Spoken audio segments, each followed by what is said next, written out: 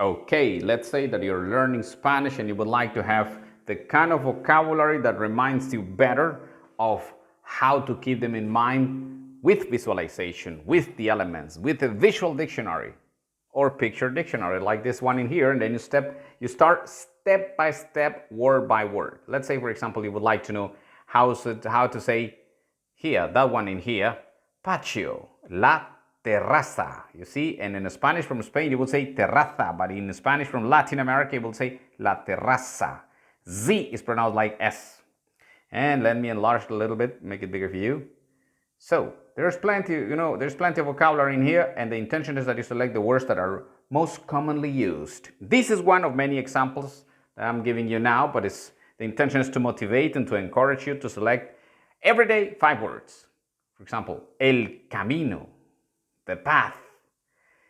In English, you don't use the article. In Spanish, you use it all the time. So, el camino. As you can see, the pronunciation is the crucial factor, the confusing factor for English speakers because of the way you pronounce the vowels in English. But here in Spanish, you can know as the vowels go, like a, e, I, o, u. More of this in my channel, especially in the Spanish section for English speakers. And then on and on, you can select any other vocabulary that is somehow interesting for you. Let's say at home, la casa. Home, la casa. That also translates the house. So the intention with the visual dictionary is that you customize it. You turn all the elements around your house into the kind of elements you would like to learn first. Why is that?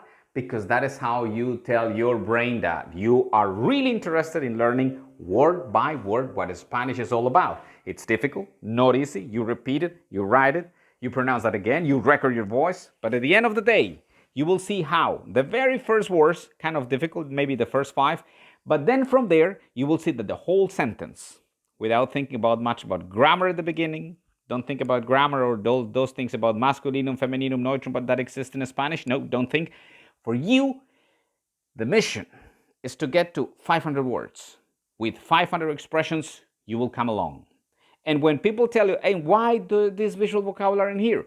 Because that is how you remind your brain about the learning that you have in mind. So the house is just one example of many. A visual dictionary like this is just, the starting point for you.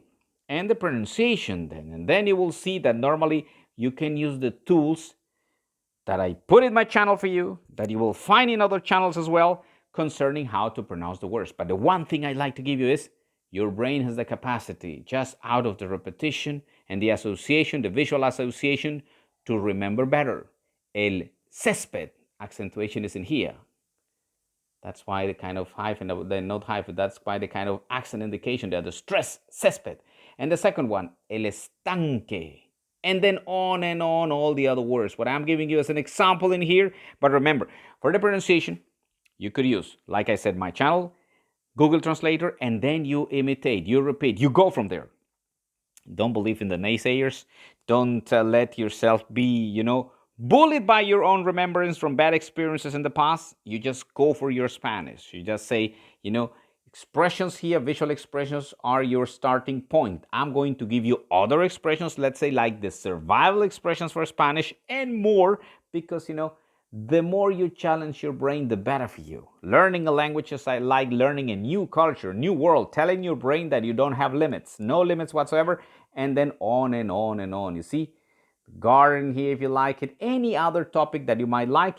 Remember, you have it all one click away. So go for it, practice, don't worry about pronunciation, don't worry about the mistakes. Important is that you tell your brain you go for it. That's how it works with Spanish. Nos vemos en el próximo. See you in the next video. Hasta pronto. Or remember, hasta la vista.